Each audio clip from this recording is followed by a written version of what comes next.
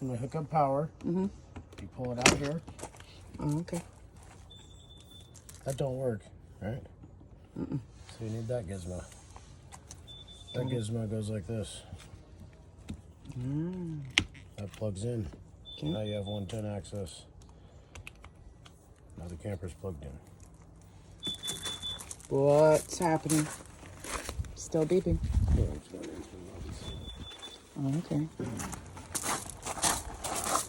And our extension cord is already plugged in over there. And then you press the button. Press and hold. Maybe. Yeah.